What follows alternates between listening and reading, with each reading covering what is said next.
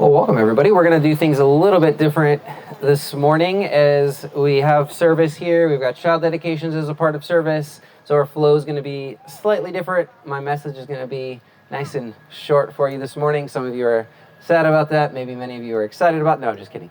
But it's going to be a good morning here, and if you want to worship with us through your offering as well this morning, I want to make sure that there's opportunity for people to do that. You can do that online, or there is a little box on the table over there. It's a white little box that will work for this morning for our offering as well. You can do that anytime this morning.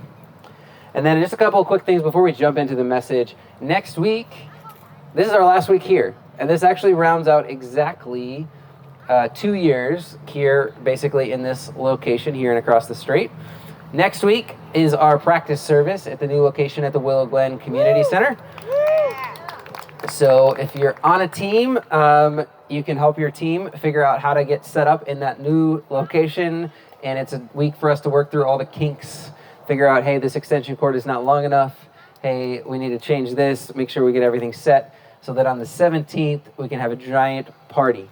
So on the 10th, we will have a team rally at normal service time at 10:30. So everybody's welcome to come to that, and our team will have some time together. It'll be our first time to worship together in the new space, which I'm really excited about. It should be a really good space to worship in. And then, the 17th, service starts at 10:30, so that'll be a big change for us.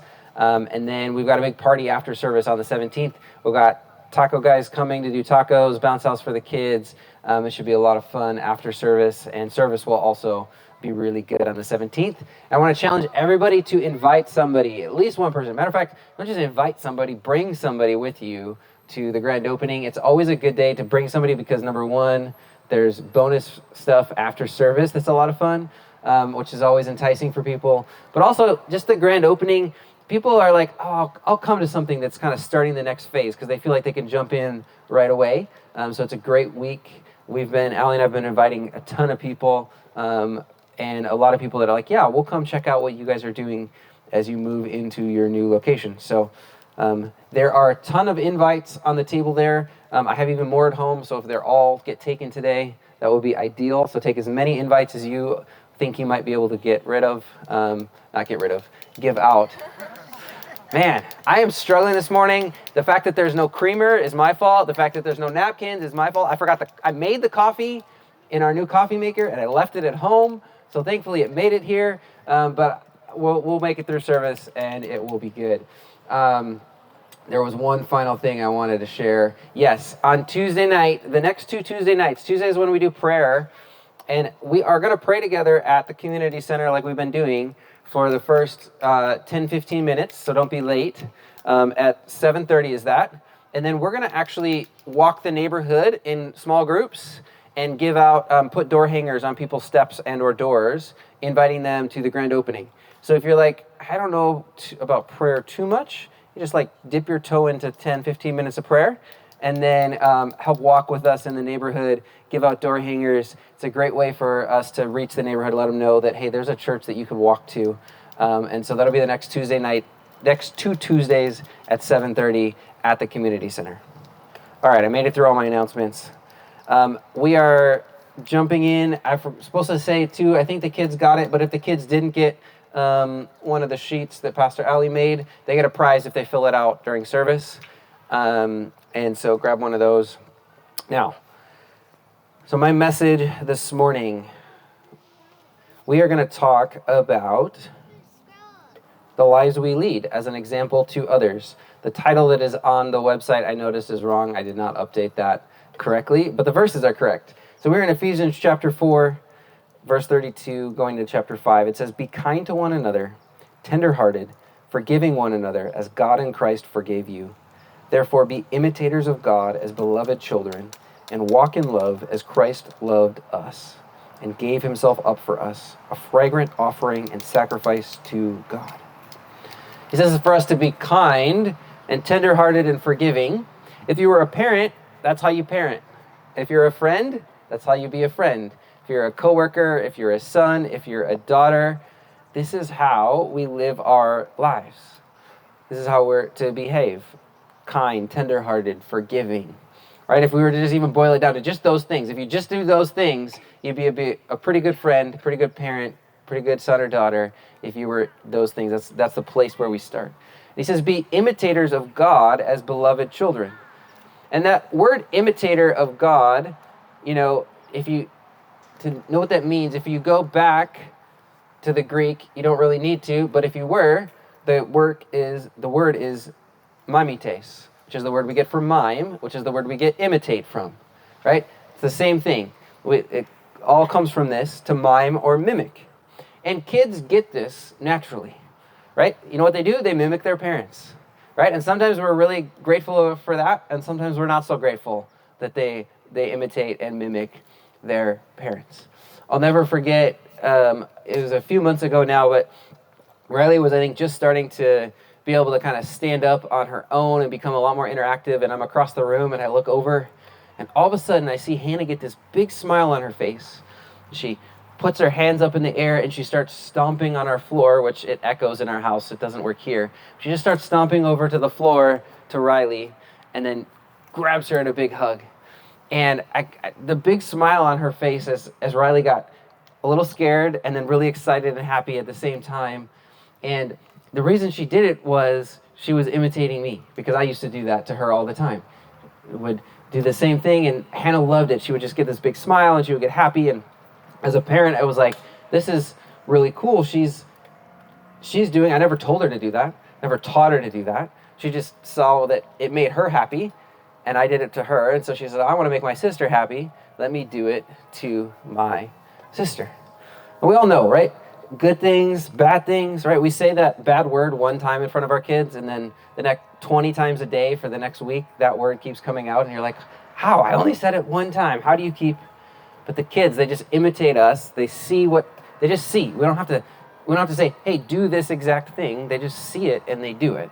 And Paul is telling us, imitate what Jesus did for us.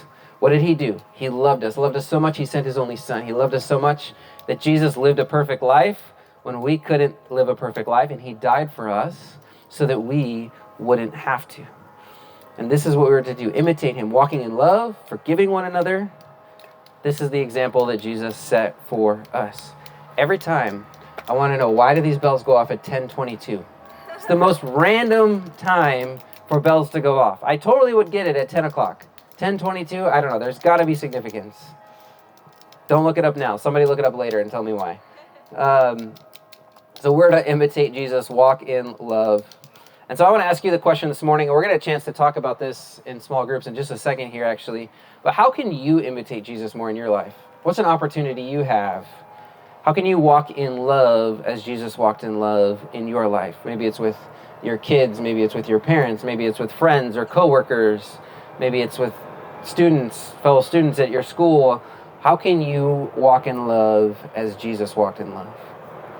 And Paul gives some instruction even how to do that, and we don't have time to go through all of it. He spends like 2 chapters explaining some different ways for people to do this, but I just want to look at a few verses, jumping down to verse 15. He says, look carefully then how you walk, not as unwise, but as wise, making the best use of time, because the days are evil. Therefore do not be foolish, but understand what the will of the Lord is. I think this is really big for us. How do you spend your time? How does your family spend your time? But especially if you're a parent, maybe you're not a parent. As a Christian, for those looking at you, who might be imitating you because they're looking to you as a Christian, how do you spend your time? You only get one life. Are you spending it well? And do you know the will of the Lord? Are you living according to that so that you can live your life well? Who here has been doing our 1-minute challenge? That's awesome, right? It's been just good of, hey man, I can do this. 1 minute, 1 more minute a day. This is accomplishable. If you weren't here last week, if you haven't been doing it, you can jump in now on the Connect page. You can sign up for a prayer guide as well. But we've been doing 1 minute a day extra per day. We started at 1 minute. So if you're starting today, you can start at 1 minute today, or you can start at 7 minutes if you want to jump in where the rest of us are at. But right, it's just a good use of time, right? How do you spend your time in your days, wise or unwise, right? Praying for a few minutes a day is a wise use of time. And what do you think? Are you doing it? Don't do it to get recognition, but even just to speak to parents for a second here this morning, because it is kind of a special family service, right? Do your kids, I've been thinking about this, because Hannah knows I go up into the chair, and that's usually where I read and pray and stuff, but do your kids see you doing that? Because if they're going to imitate you, they got to be able to see you. You don't have to tell them, hey, do this thing too, right? They don't have to pray like that, but if they see you praying, they might be imitating, hey, what are you doing?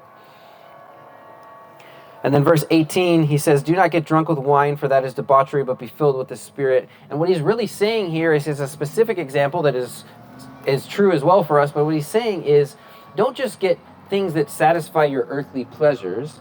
Instead, get filled with the Spirit of God. Is that what you're pursuing with your life? Are you pursuing your life to get filled with the things of this world that might temporarily satisfy you, right? Or even a bunch of us are fasting as a church to say, hey, I'm not pursuing the things that just satisfy my body. I'm pursuing God above all else, and He is the most important thing. I want to get filled with His Spirit. I want to encounter Him. This is what I want to live my life for. And finally, he says, addressing one another in psalms and hymns and spiritual songs, singing and making melody to the Lord with your heart, giving thanks always and for everything to God the Father in the name of our Lord Jesus Christ, submitting to one another out of reverence for Christ. He says, give thanks for everything. My family does this every day at dinner. We make Hannah, hey, what is one thing you're thankful for today? You just got to pick one thing from your day. What are you thankful for? I think that's such a central component. I've talked about it a lot this year, just because I think it's so important. I want to make sure we all get this. Are we giving thanks to God for the things of our life?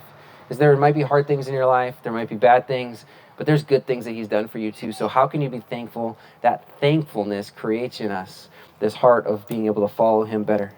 So we're going to just pause for a second in our service. We've done this before. I'm going to encourage you to group up in small groups of, 3 to 5. Don't get too big. Include the kids in this. They've got great things to share as well. We're just going to take a few minutes, and I've got 2 questions you can talk about.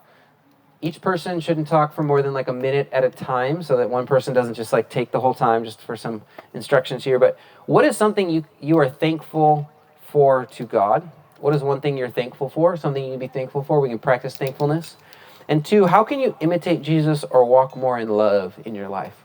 What's an opportunity you have to walk more in love as Jesus loved us? How can you imitate Him more? So we're going to do that, and then we're going to come back in worship, and the kids have some things to happen as well. So we'll take just a few minutes here this morning. We'll take 5 minutes. So to pick one of those questions each, and we'll discuss this here this morning.